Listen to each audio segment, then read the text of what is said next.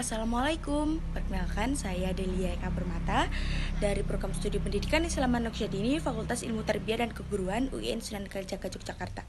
Di sini saya akan mempresentasikan perkembangan bahasa daerah pada anak usia dini guna untuk memenuhi mata kuliah perkembangan bahasa dan literasi anak dengan dosen pengampu Bapak Iksan. Selamat menyaksikan.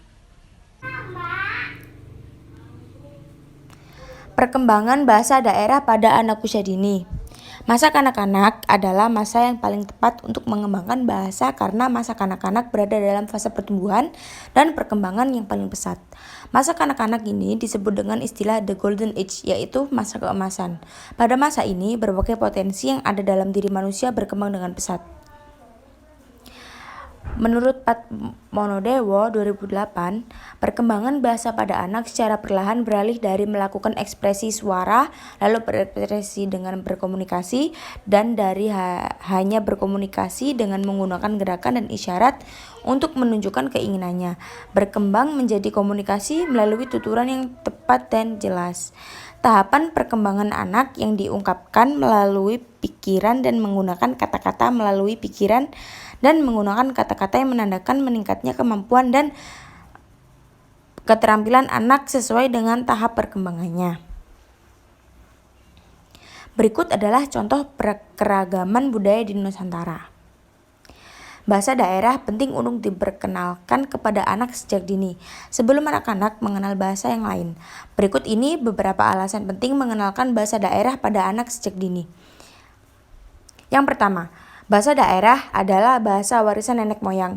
Bahasa daerah merupakan warisan suku-suku yang ada di berbagai belahan bumi di Nusantara. Di Indonesia ada banyak suku seperti suku Jawa, suku Bugis, suku Batak, suku Sunda, dan lain sebagainya. Setiap suku itu memiliki bahasa daerahnya masing-masing. Bahasa daerah ini tergolong unik dan khas di setiap daerahnya.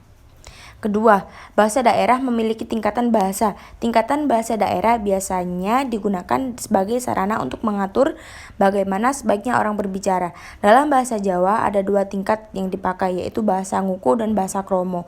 Nguku sendiri terdiri dari dua, yaitu Nguku Lugu dan Nguku Alus. Bahasa Kromo juga terdiri dari dua, yaitu Kromo Lugu atau Kromo Madya dan Kromo Alus atau Kromo Inggil. Ketiga, bahasa daerah adalah cerminan sopan santun. Bahasa daerah dengan berbagai tingkatannya membuat anak akan belajar sopan santun dengan siapa mereka berbicara. Apabila berbicara dengan orang yang lebih tua, semisal orang tua, guru, dan lainnya, maka ia akan menggunakan bahasa yang sesuai. Hal ini membuat anak-anak memahami bahwa orang yang lebih tua memang semestinya dihormati. Yang lebih tua, bahasa yang sopan yang anak gunakan akan berimplikasi pada perilakunya yang juga akan mengikuti norma yang ada. Keempat, bahasa daerah adalah bahasa pertama anak untuk berkomunikasi. Masa emas merupakan masa di mana anak mampu menyerap bahasa dengan baik.